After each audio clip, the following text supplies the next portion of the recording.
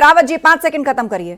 ठीक, फाजिल अहमद जी हमारे बीच में मुस्लिम स्कॉलर देना चाहता हूं। हाँ। कपीज जी दलित होने के लिए आप विक्टिम कार्ड खेल रहे हो रामजीलाल सुमन के लिए।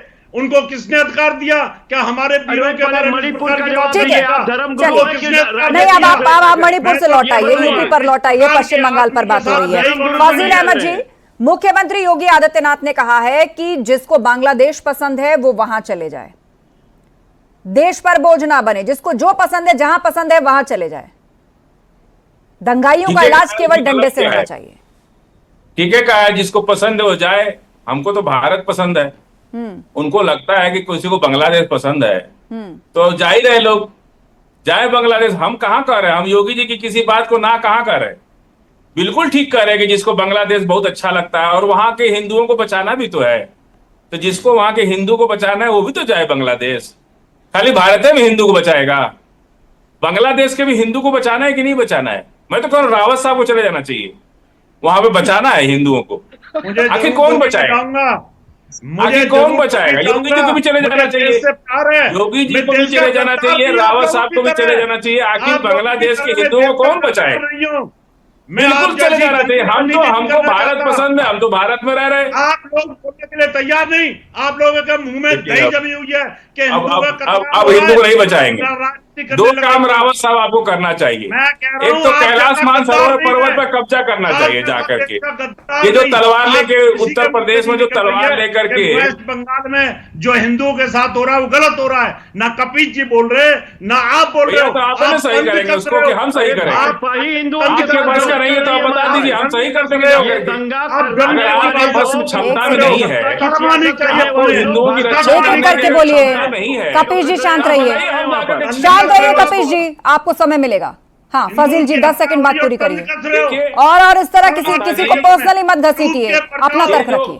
जो भाषा ये लोग बोलते हैं ना, अभी बंगाल में, ठीक है, बिहार से गाड़ी में भर भर के गुंडे जा रहे हैं बंगाल, और जाके वहां धमकी दे रहे, किसी के घर जला रहे, किसी का पत्थर फेंक रहे, किसी को मार रहे। तो वहां 100 से ज्यादा भाजपा समर्थित कार्यकर्ताओं की गिरफ्तारी हुई है बंगाल के अंदर, और ये लोग मुंह दिखाने लायक नहीं है कहीं। झूठ बोलने का ठेका ले रखा है भाजपा के लोग, मुंह दिखाने लायक नहीं है। 100 से ज्यादा गिरफ्तारियां हुई हैं। उसको जब गिरफ्तारी हो रही है क्या कर रही थी, उसको निकाल देंगे आप। मतलब आप ये कहना चाहते हैं कि वक्फ संशोधन बिल के प्रोटेस्ट में हिंदू लोग बिहार से ट्रकों में भर के अपनी ड्रेस चेंज करके वहां पर गए, उन्होंने घर जलाए, उन्होंने लोगों को मारा, उन्होंने सड़क पर उत्पात मचाया। हिंदू तो ये कहना चाहते हैं आप? कपिल जी भी बैठे हिंदू हैं, कोई सबूत है आपका इसके पास? मैंने भाजपा के गुंडे बोले हैं, मैंने भाजपा के कार्यकर्ता बोले हैं, मैंने कपिल जी हिंदू नहीं है क्या? एक मेरी बहन बैठी है वो हिंदू नहीं है क्या? आप हिंदू नहीं है क्या? तो हम तो हिंदू को बोल ही नहीं रहे। भाजपा अगर अपने को हिंदू समझती है तो उसका दिवालियापन है, मेरा दिवालियापन नहीं है। मैं सरकार को सरकार समझता हूं और नेता को नेता समझता हूं, मैं उसे हिंदू मुसलमान के चश्मे से नहीं देखता हूं। तो बताइए फिर दंगाइयों का धर्म देखा जाना चाहिए क्या? वही सुलूक होना चाहिए दंगाइयों के साथ जो संविधान में अधिकार दिया गया है, जो कानून कहता है। तो सरकार पकड़ तो रही है, किसी पॉलिटिक्स में फंसाकर बयानबाजी करके सिर्फ वोट बटोरना चाहिए। भाई मुर्शिदाबाद में सरकार गिरफ्तार कर रही है भाजपाई जो करता दंगा कर रहे हैं, उनको गिरफ्तार तो कर रही है। कानून अपना काम तो कर ही रहा है, क्या दिक्कत है? हीरो वाजपेयी जी, भाई ममता बनर्जी ने 100 से ज्यादा दंगाइयों को गिरफ्तार किया है, सब भाजपा से जुड़े हुए। ये तर्क आया है कि वो सब भाजपा कार्यकर्ता हैं जो वहां पर उपद्रव मचा रहे थे।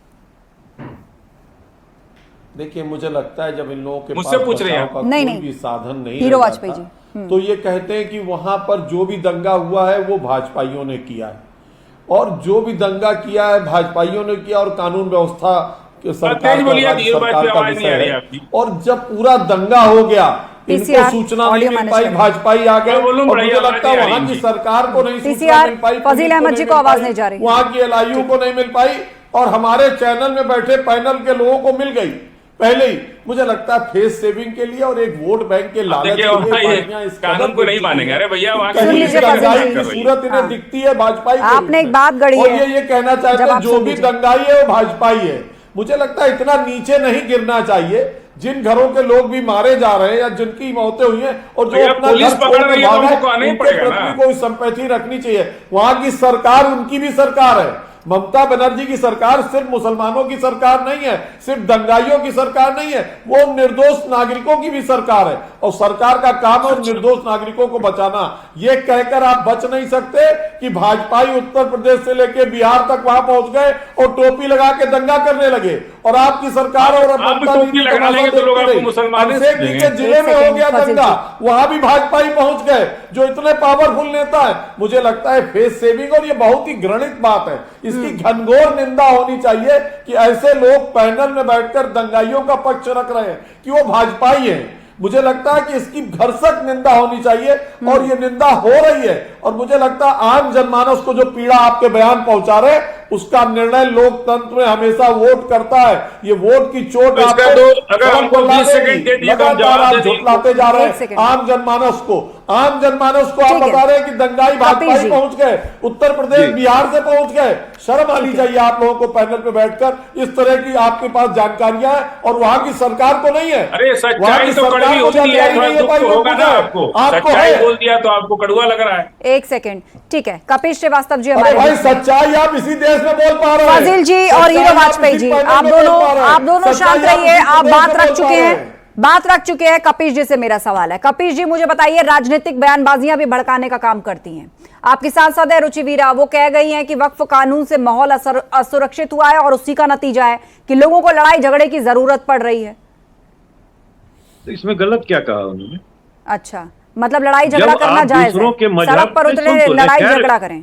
सरकार जानबूझ के लिए तुष्टीकरण की राजनीति कर रही है, अपने मित्रों के लिए वक्फ संपत्ति की जमीन खोज रही है, कब्जा कर रही है। अभी सेना की जमीन दे दिया अयोध्या में अपने आदरणीय मित्रों को। सारा पोर्ट और एयरपोर्ट तो आपने देखा ही है कि प्रिय अदानी साहब को दिया जा चुका है, बिजली सब रिलायंस ग्रुप को दी जा चुकी है। तो अपने आदरणीय मित्रों के लिए देखिए कितना बढ़िया, 700 किसान किसने मार के सुलवाए, और फिर यू टर्न करके वो तीनों किसान बिल जो है वापस ले लिया देश हित में। अच्छा, ये बताइए, ये दंगाइयों के साथ रहने वाले लोग नहीं हैं, तो ये जकारिया केस कैसे सुप्रीम कोर्ट में अभी चल रहा, लंबित है? किसके किसके नाम आए थे? और ये माया कोडनानी कौन है जो कि उसमें दंडित हुई थी, जो गोधरा के दंगे में?